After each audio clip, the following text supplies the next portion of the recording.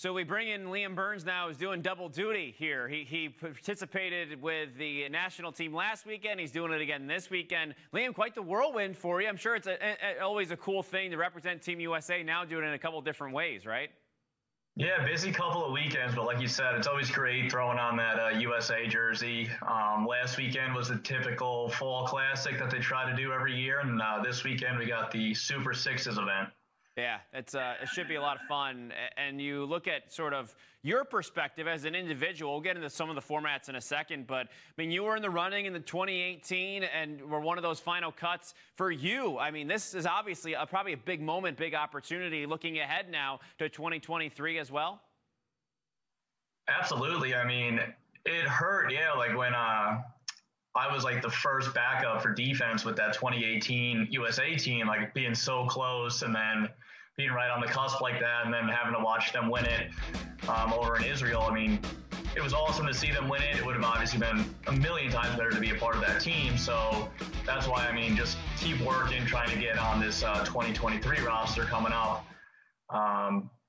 Like this last weekend, it was a great time. Coach Amplo, Coach Janowski, Coach Tierney. It's a great group to be a part of. So, yeah, like you said, the goal is obviously make that roster come 2023. Yeah, how, I guess, different did it feel there? Just with some of the guys that have moved on, you know what I mean? And sort of some of the new guards, some of the new guys that have sort of filled some of those roles. You know, how was the vibe? It was, I mean, to your point, yeah, there were, I mean, the last go around for the tryouts, I mean, there were so many older, more veteran type players trying out for the team. And this time you got a lot of new guys. I think there was only about 3 or 4 guys from that 2018 team who were even trying out for this 2023 upcoming game. So overall, there was just like a younger feel. I mean, I think like with guys being so close, like traveling in the PLL when you're with everyone every weekend, like you're not on the same team, but you see everyone in the hotels and you're around each other. So I think there's just this connection that's been established because of that. So this felt like a pretty natural weekend. And come like playing time against Canada and Virginia, like we hit the ground running. There wasn't really any awkwardness trying to get to know new people or getting to like learn different playing styles. I mean, it just seemed to click right away. So I think this team is going to be they're set up for success with this squad. That is interesting that you make that point, you know, because you think about the last go around, it was the MLL years in which a lot of the guys who played for Team USA, of course, were in their own cities on each weekend, and then that's sort of the traditional model we've seen. But now with the PLL, like you said, you're seeing everybody every weekend for the most part. There's a lot of familiarity there, I can imagine, too, and getting just to see each other despite what team you're on, right?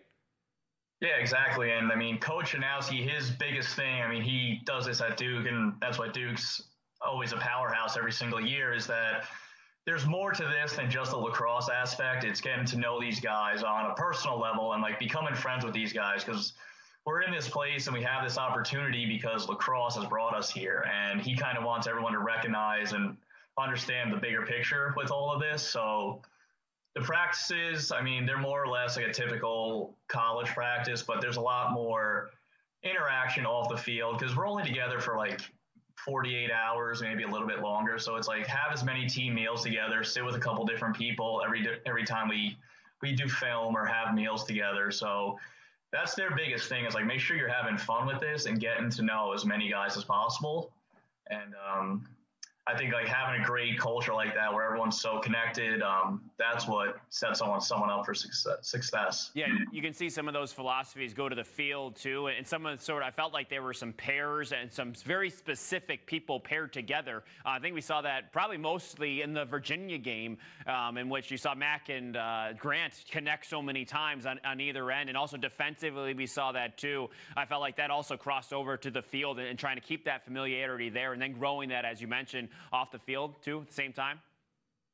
Yeah, I mean, like anytime you play sports, there's always just going to be certain guys who like their playing styles, like they mesh or they gel, and it's on the coaches to find the collection of whatever it is, 21 or 23 guys who all mesh together the best, right? It's not always like taking the best guy. It's like finding the best guy who's going to work in your system and what you're trying to do. So like I was saying, like there was just so much of that gelling this weekend. I think the coaches are in a tough spot, which honestly is a good thing for USA Lacrosse when there's just so much familiarity right off the get-go. So the coaches have a tough challenge coming up over the next 18 months to narrow this down to 21 or whatever it is, 23 guys. Yeah, and you're giving yourself multiple opportunities here. Of course, you've got that team and then the Sixes team too. And you're a guy, of course, played in the NLL, so you know the transition and what all of that is like. Can you take us inside that, within a week, going from a pole to a short stick in a bit of a different format here within the course of 7 days?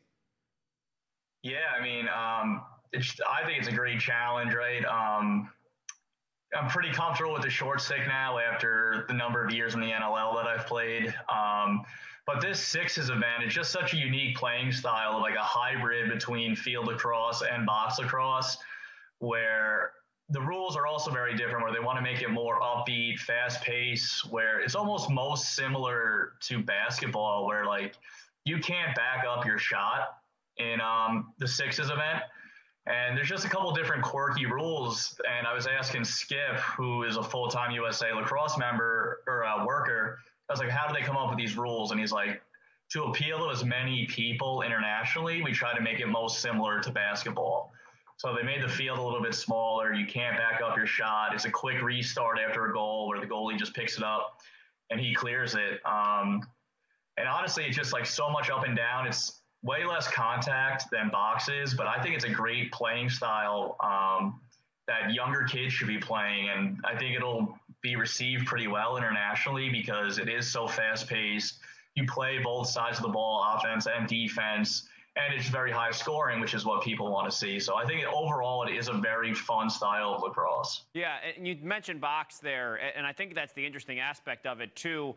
I guess how much, can you give me a percentage, 1 out of 100, how much box is there in this Sixes format? Is it 90? Is it 70? You know what I mean? Because we all see and recognize the similarities between the two. One just happens to be with boards and one's in the open.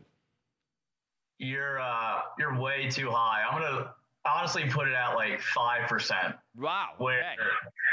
Because they kind of took out hard cross checks and they took out body checking from the Sixes playing style. So really the only overlap I think is like it's 5-on-5 with a goalie.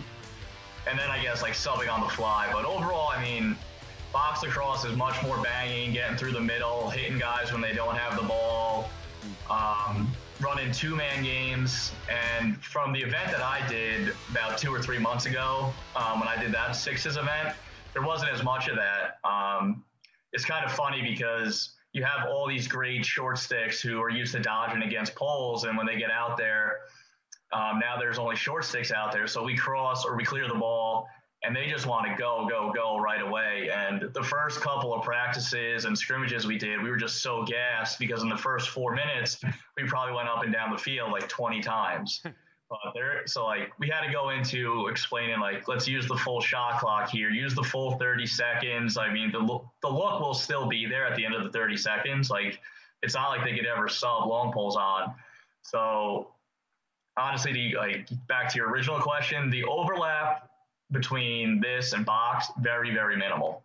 And I was going to ask you after that about, the teams like Canada, Haudenosaunee, who both have those, of course, huge box backgrounds and in the international scene have dominated in box over the years. But maybe this will also, I'm wondering how intrigued you are to see what they bring to the table, sort of what they've worked on after, working in the Team USA camps. I'm sure that that's a part of also the process here and seeing what everybody else, how they approach it too. Exactly. I mean, it is such a new game or a style of the game that everyone's like tweaking it and trying to figure out what works the best. So in like box lacrosse, you have strictly defensive guys and strictly offensive guys. And when one group subs off, the other group goes on the floor. But if you sub everybody off in this style of Sixes, the other team is just going to push and it'll be a 5-on-0 and you'll score every single time. So now you got to have guys playing both sides of the ball. So you need guys who can get up and down, are comfortable on offense and defense.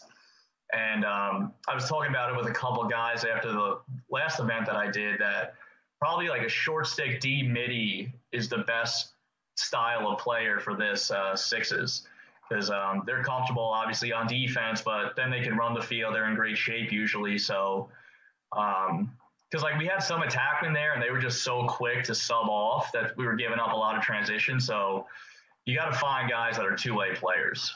Yeah, and that's, I'm sure for you, that's something that you also have sort of tried to lend yourself to. I'd imagine maybe that's one of the challenges for you and sort of being a little more offensive-minded at the same time, too. Yeah, there's a lot of freedom with sixes. I mean, if you're playing defense and you get a good beat on the ball and you get upfield early, the goalie hits you, I mean, you're going on that breakaway every single time. So that's what I was saying earlier, that why younger people should be playing this. It's just so great that you play both sides of the ball. You don't get stuck in your role as a young player, right? Like, this forces me to play offense, which on some level I'm comfortable being up there, but it's still different for me to like do like a split dodge and try to get to the middle, because obviously that's not something I would ever do in the PLL or in NLL. So it is a lot, like, that's what I mean by it being a lot more fun. You got to do things that you're not typically doing. You find yourself in new positions. And like overall, you got to figure out what works. Like sometimes on offense, if you're tired, maybe you just stay up higher and then you cut off the break coming the other way. All these little things, like, you got to figure out, and that's why we're doing the event this weekend. I think it's going to be awesome. Yeah, and you can see how this would feed those other aspects that you do personally, too, and everybody else, you know, in terms of the NLL. I'm sure this will make you better at that, and vice versa, and the field game as well. Some of these different, you know, skills and little intricacies of the sixes, I imagine, will cross over and make you better in some of those other aspects, too, right? Yeah, absolutely. I mean, so training camp starts next weekend for me for NLL. So honestly, the biggest thing I'm looking to get out of this weekend is getting better shape, because like I was saying, it is so much up and down.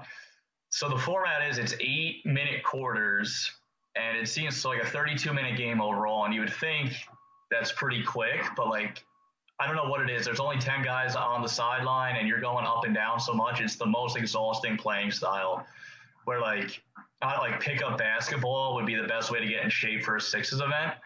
But yeah, I mean, playing with the short stick and some offensive touches, that's all going to help me for the upcoming box season. Yeah. How excited? I mean, I know we're excited about next weekend, but I mean, the NLL's coming back, right? I mean, it's been a while. We're all excited just to see everybody back out there on the floor. You got new teams. It's going to look different, but I think everyone's just pumped to see the NLL too back, right? I mean, fans have been waiting 18 months for us to get back together. It's been a long time, and I'm playing for that new team now, actually. I'm on the Panther City Club, so I'm excited to get to know those guys, right? It's always cool getting out there with a new team and a new group. But yeah, I mean, everyone's itching and like they're chomping at the bit to get out there. Like, training camp's going to be pretty funny, like strapping on the pads again after being off for so long. Like, what do I do? Like, am I doing this right or not? But I'm sure after a weekend or two, people will shake the rust off and get back out there to doing their thing. Were you with the Wings for their first year too? Back? I was. Yeah, okay, yeah. I thought so. Mr. Inaugural, you're like the Connor Kelly, the version of Connor Kelly, right? Or Dan Dawson did that too for a long time. He helped start teams. Yeah, just bounce around from expansion team to expansion team. Yeah, it's not a bad gig. But first, you got this weekend. So excited. Liam Byrnes, we appreciate the time, and thanks for the conversation. Really insightful. Thanks, man. Yeah, absolutely. Thanks, guys.